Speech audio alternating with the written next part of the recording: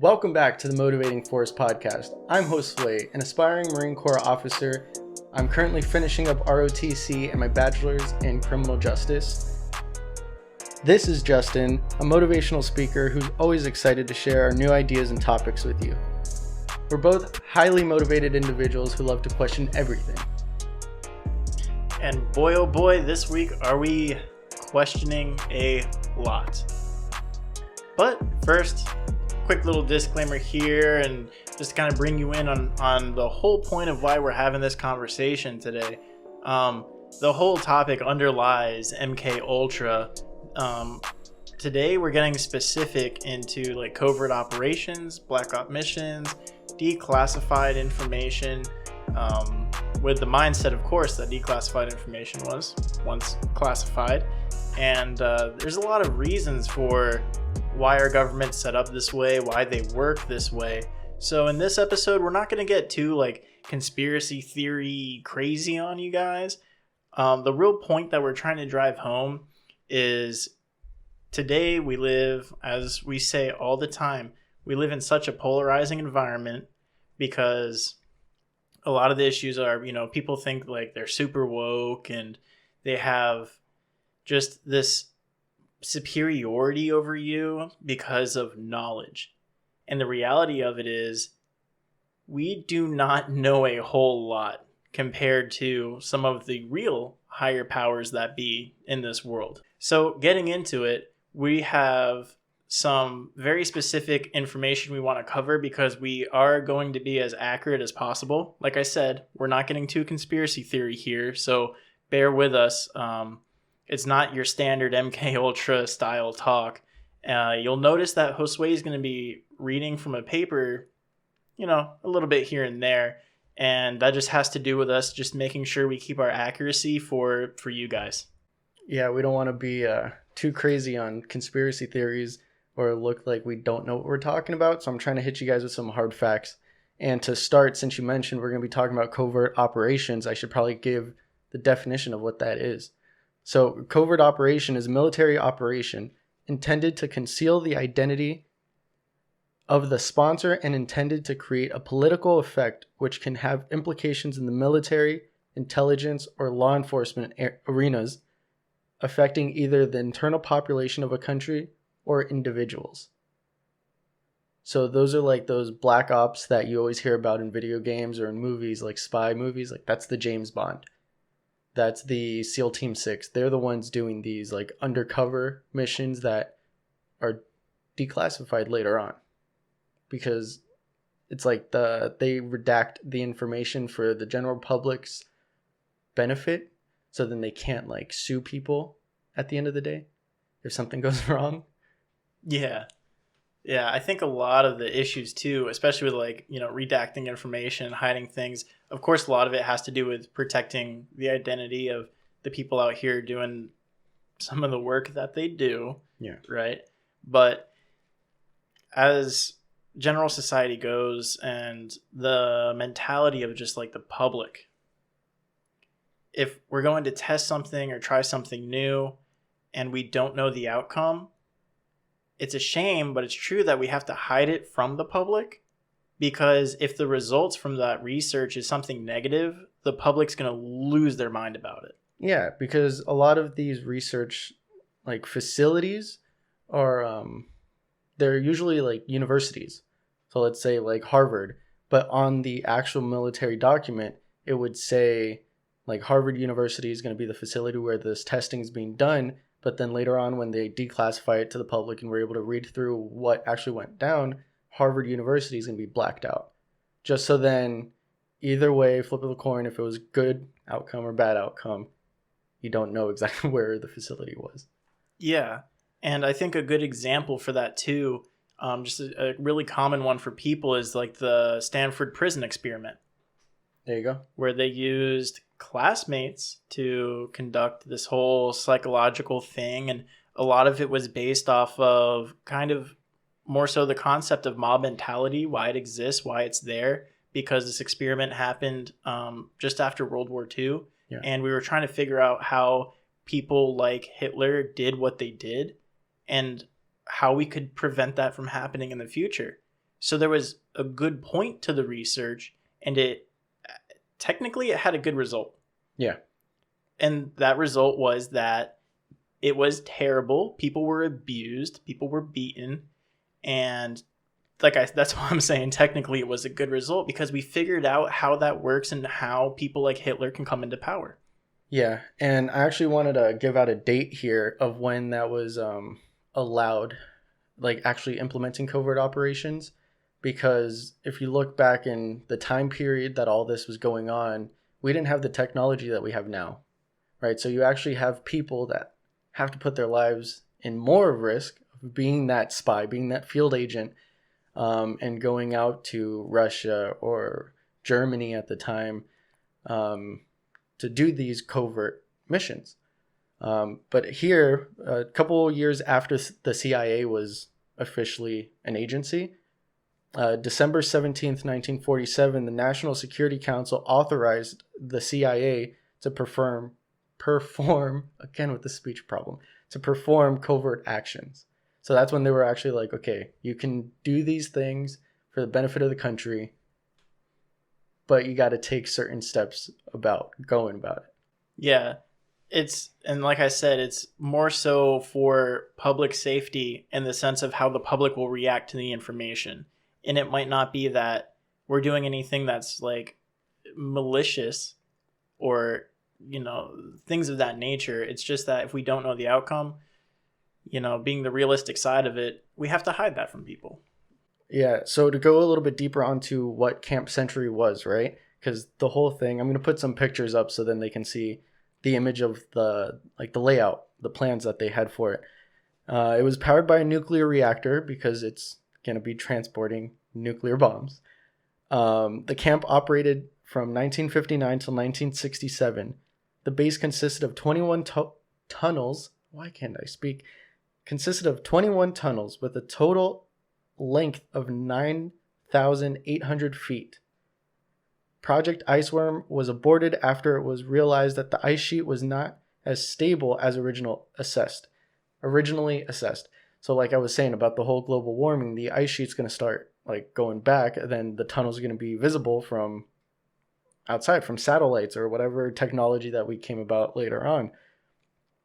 And they had like bunks in the layout. You'll see like they had a gym, they had bunks for people to sleep in. Like it was an operating facility through and through. The reactor was actually removed from Camp Century later on, and it's still there. Like the camp's still there, but just non-functional. So in essence, America was losing military power because of global warming.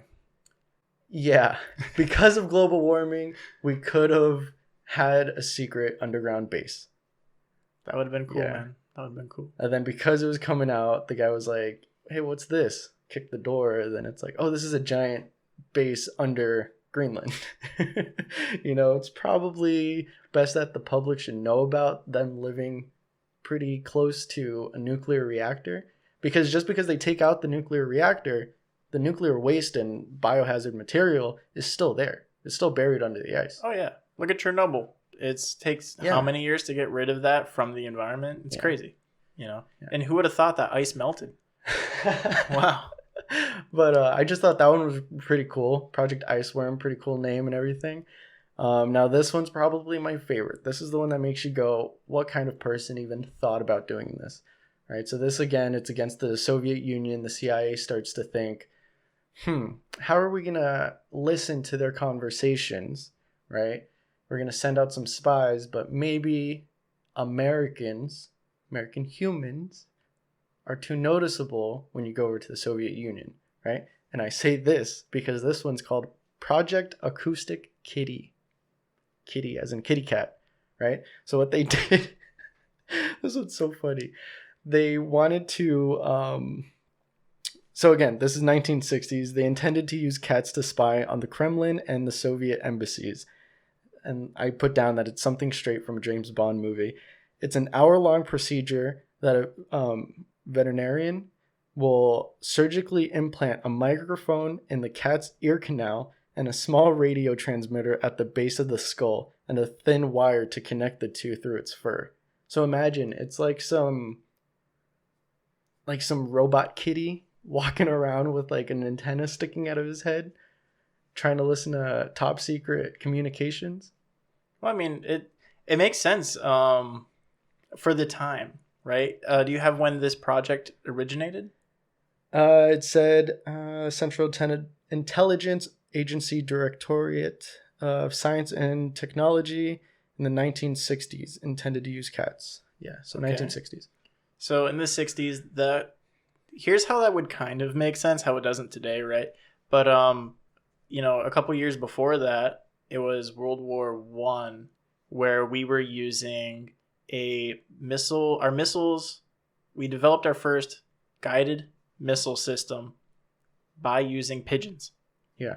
We trained pigeons to tap on a piece of glass, and they would tap on any warship that they saw. And every time they tapped successfully on it, we gave them a little bit of food and the reward system, typical psychology stuff. So what we did was we put these pigeons in front of a missile that had a little screen on it that was pretty much a touch screen.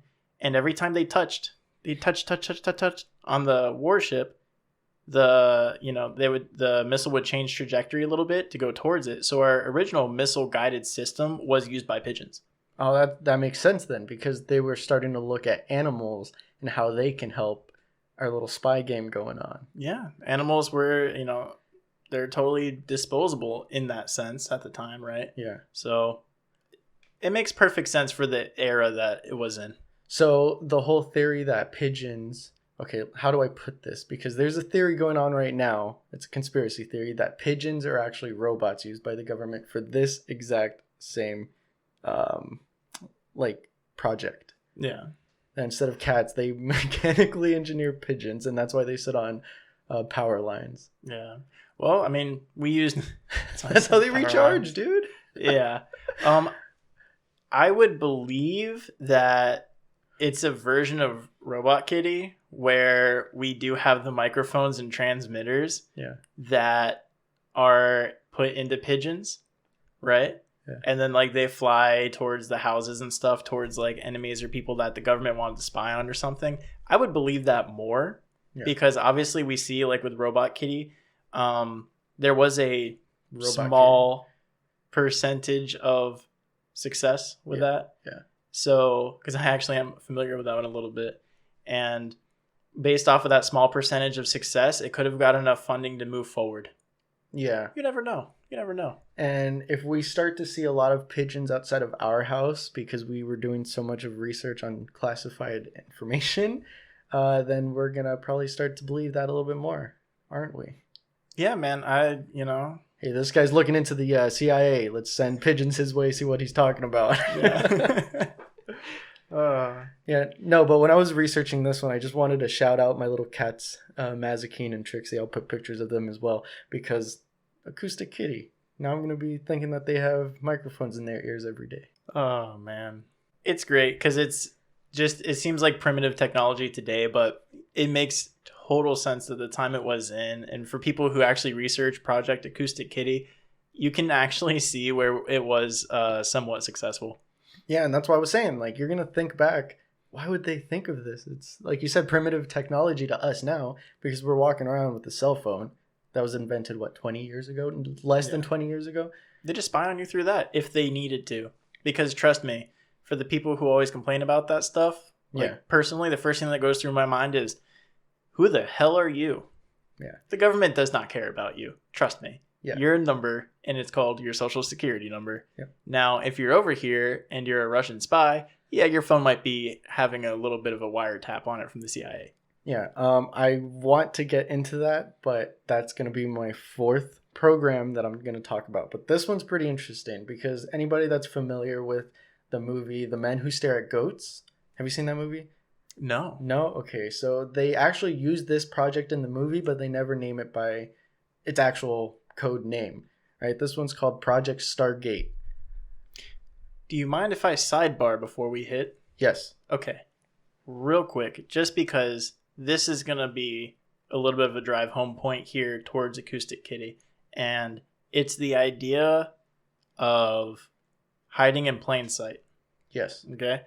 The mafia uses it all the time.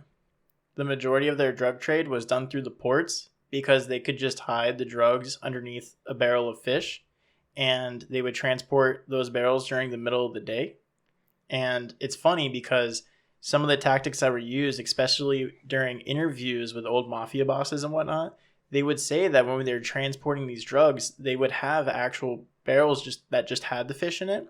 And whenever like the port officials were like kind of like eyeing them too much or eyeing that boat, like what's kind of going on over there, like something's kind of a little fishy about that. Yeah. They would take the barrel that had just full of fish, and they would have the guy would accidentally like, oh, and knock it over. And then it would fall out, and all the contents would fall out, and they would see it's all fish. And then your brain goes, oh, so they all must be fish. Logic. And this applies to us today, where we think about the things that we dismiss so quickly and our human nature and how that works. As soon as we make the logical connection and we skip over things, there is so much going on around you that you do not realize. Yeah, because you just dismiss it. Yeah. Yeah. But it's funny that you bring up the mafia bosses, because I believe there's a Netflix series that talks about the mafia in New York back in the day, and that they found, not that they found, but they caught one of the mafia bosses, because he would kind of use that instead of meeting in secret. He would have his meetings by just taking walks down the road, right? So then they started realizing that when he's taking those walks, he goes down the same block. So then they wiretapped a car and heard his conversation as he passed by, and that's how they caught him. Yep. And see, that's where he messed up, because he took the same path every day. Yeah. That's not logical. It's not hiding in plain sight. If you would have taken a different path and just, today I'm going to walk up to the bistro and I'll do my meeting then, or I'm going to walk up to, the deli that way, and then you go that way for the day and do that, I bet you they would have never caught him. All right, so now getting off of the mafia and going back to Project Stargate, which sounds like Battlestar Galactica kind of stuff. This is where it starts to get into like that fringe science research. Do you know how pissed the people for the United States, like outer space military branch, are going to be when they realize that Project Stargate is already taken? Oh, yeah, it's such a perfect one, like for one of their operations. That's funny. But no, this one was super interesting because, like I said, that movie, The Men Who Stare at Goats, it's one of, my go-to movies when I'm with my dad. But it's basically about remote viewing. If you're not familiar with what remote viewing is, it's the practice of seeking impressions about a distant or unseen target, purportedly sensing with the mind. Remote viewing experience have historically been criticized for a lack of proper control and repeatability. So it's like, not telekinesis, like being psychic, being able to alter one's mind to have like Jedi mind tricks, and then being able to like make things appear. Like I can send my consciousness a mile away from here and then paint a picture of what I'm seeing. Is. You know what I'm saying? So I can send my conscious. And at one point we believed we could do this. Yeah. So this is so interesting. So 1991, the code name for the U.S. Army unit established in 1978 at Fort Meade, Maryland by the Defense Intelligence Agency and SRI International, which was a California contractor, to investigate the potential for psychic phenomena in military and domestic intelligence applications. So instead of sending somebody to Russia or sending somebody to Germany or China or whatever, we can just remote view like a top secret conversation between Putin and Kim Jong-un. So in 91, for example, we didn't realize the usage of cameras? Well, I guess it was the easier way to get a camera there. Just sit somebody in a room who can become psychic and just send their consciousness there. I can't even relate this to the time period, man. It doesn't even make sense, man. That's what I'm saying. LSD has been around for so long before that. They knew that stuff wouldn't work. But this is, okay. So the reasoning behind this is that there's a bunch of documents that are actually on the CIA.gov website, that they have an archive of different projects related to this, where people would give like handwritten accounts or like interview accounts of like I have an example of a magician who walks into a laboratory. It's the name of a document if you were to go search this up on the CIA.gov. It's a magician who supposedly heals people by, quote, laying on of hands, right? So it's something that, I mean, you can see in Fringe and Supernatural or whatever. That's a biblical term, yeah. Yeah, but that there's this guy that there's an account that he just goes into a room, and if somebody's sick, he just lays his hands on them and he heals them. Was it proven to work? Or was it just what was... But these are things leading up to why they're doing these kinds of research. So Project Stargate, to prove that works. Yeah, so Stargate is like the umbrella for all of these fringe science projects, but mainly remote viewing. That's like the one that they really wanted to drive home because we still don't know so much about the human brain. So to think that maybe it's possible to send conscious or like to send your conscious like miles away, hey, who knows? Let's try it. Yeah. Let's start drugging people, sit them in a room and start taking them out there. But it actually started as Project Scanate because the actual remote viewing research began in 1972, which makes more sense to your point about cameras. So remote viewing research started years and years before, but Project Stargate was the code name given to it in 1991. Okay, that makes sense then, yeah. 1977, the Army Assistant Chief of Staff for Intelligence started the Gondola Wish program to evaluate potential adversary applications of remote viewing. So it kind of evolved over the years from Scanate, Scanate. It started as that project, then it moved to Gondola Wish, and then it turned into Project Grill Flame. It had so many different names. In 1980. Was Burger King around in 1980? Probably. I don't know, man. Where's the king? I don't know. Right. Colonel Sanders, McDonald's. Grill Flame, man. So Project Stargate was terminated and declassified in 1995 after a CIA report concluded that it was never useful in any intelligence operation, and information provided by the program was vague and included irrelevant and erroneous data, and there was reason to suspect that its project managers had changed the reports so they would fit background cues. Like the research managers would kind of influence what they're drawing, so that instead of actually sending their consciousness somewhere, it's just kind of like context clues of whatever you're saying is going to influence what I'm thinking of, and then I'm going to draw that down. Okay.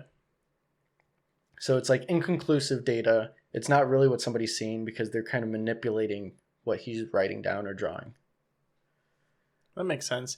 And I guess to be fair to the government on that one, if you can think of some type of concept, somebody might as well test it because we don't know a lot about the human brain. We get to know, the more and more we get to know about it, the more questions we actually have to ask about it. Of course. So to go through and be like, well, can we send our mind places? I don't know. Let's give it an honest try and find out, you know. It's like in the current book I'm reading, it's they kind of relate back to the power of your brain, and they go into talking about a research study that was done where they took a group of healthy people, and some of them are hypochondriacs, some of them weren't. And overall, just to save you the details, because it's not really what we're talking about, the people who believed that they had heart problems were 4 times more likely to have a heart attack than the people who didn't. And everybody in the group that was surveyed were on the same like health table, the same level. So they should have all technically, based off of all the data we can get from the human body, they all should have been at the same rate for having a heart attack. But the ones who believed that they had heart problems were 4 times more likely. It's like the power of the law of attraction. The power of whatever. Yeah, what's the name of the book so you can give that out? Well, this isn't the name of that book, but it's a book all about that type of thing. And it's called The Power of Your Subconscious Mind. There you go. There you go. It's not just a set to kind of get in the shot for you guys. It's actually useful information. Yeah, it's a great book, man. I definitely recommend people reading it because it is true. And if you can think yourself into having a heart attack, think of everything else you can think yourself into. Yeah. And like relating with remote viewing, I can imagine the entrance of like Magic Kingdom in Disney right now. That's miles away from where we're at, but I can probably draw it up, and then who knows, you can go over there and it's going to look similar. Yeah. So then are you going to say that that's my remote viewing of the entrance of Magic Kingdom? Yeah. Or is that just me being able to see it? And who says that you couldn't view that scene right now from where you sit? And that's what the project was all about for remote viewing, which is pretty interesting because I love like science fiction and the show Fringe, which is all about that kind of science. So, hey, they took my attention for a little bit. This next one is the one that I wanted to talk about, what you brought up about the phones. It's called Project Thin Thread, right? I call this one Project Sus because it's a little suspicious, right?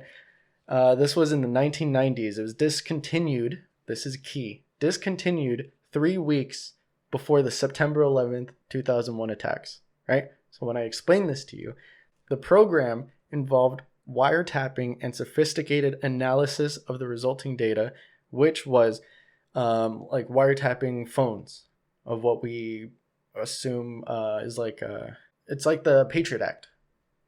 You know how they had that they can see what people's information is and all that. So this was the legal version of wiretapping before we made it legal with the Patriot Act. So that would took make away it all of our privacy rights. Yeah. Unethical, not legal. At the time, until after 9/11 happened. Kind of convenient how that happened shortly after this project. Anyways. Project Sus for a reason. The project was ended by General Michael Hayden after successful testing and while the privacy elements were not retained. Hayden admitted that the analysis technology is the underlying basis of current NSA analysis techniques, saying in an interview, and I have the quotes, "But we judged fundamentally that as good as Thin Thread was, and believe me, we pulled a whole bunch of elements out of it and used it in our final solution for these problems. As good as it was, it couldn't scale sufficiently to the volume of modern communications." So everything worked. The project was good, but they still canceled it because modern day communications were getting too much. So what that sounds like to me is the project was successful. It worked great. They decided to take it the next level, and they said, we're done with this. Somebody said, hold up. Yeah. We're going to have to put a pause on that. Yeah, we're going to send this underground now and continue the research there. Yeah, and then good. 3 weeks later, something happens where, oh, look, now we need it. Yeah. Right? So I'm not accusing anybody of anything. I don't want to die. I'm not going to commit suicide. So if anything happens to me, yes, you got this proof. Yeah. There you go, man. Jeffrey Epstein. Thin Thread would have bundled together 4 cutting-edge surveillance techniques, right? So this is where I wanted to talk about the whole being able to wiretap now, because something from these 4 steps was implemented now. And I don't want to go really into it, but the one that I wanted to talk about was they analyzed the data to identify relationships between callers and chronicle their contacts. Only when evidence of potential threat had been developed would analysts be able to request decryption of the records. So it's going to keep catalogs of whoever we're talking to, right? But then if there's evidence that shows that, hey, maybe there's some tying like terrorist activity or something about like bombings, that's when they'll take the catalogs and they'll request to see previous history. So that was called Mainway, and that became the heart of the NSA's domestic spying program. So this is the part where they don't care about the general public, but it's enough to have a blanket over everybody. And then when red flags get hit, they can go in and pull and put their eye on you. Yes. So that's why, like, I've had this conversation with so many people, and it's like, there's so many people out here in the world. There's no way that you're going to have an FBI agent assigned to every person. Yeah. There's no way, especially just in the United States. But it's like, you're not as important to the government as you think you are, unless you're doing something against the government. That's when they're going to put their eye on you.